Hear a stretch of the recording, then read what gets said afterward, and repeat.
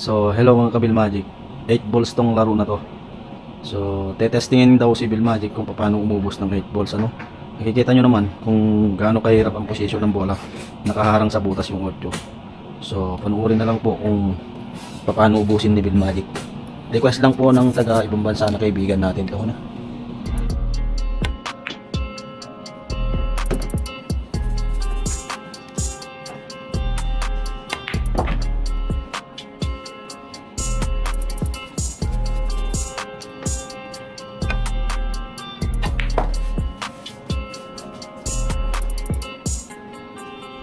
So, ito po, doblete na naman po yung boses.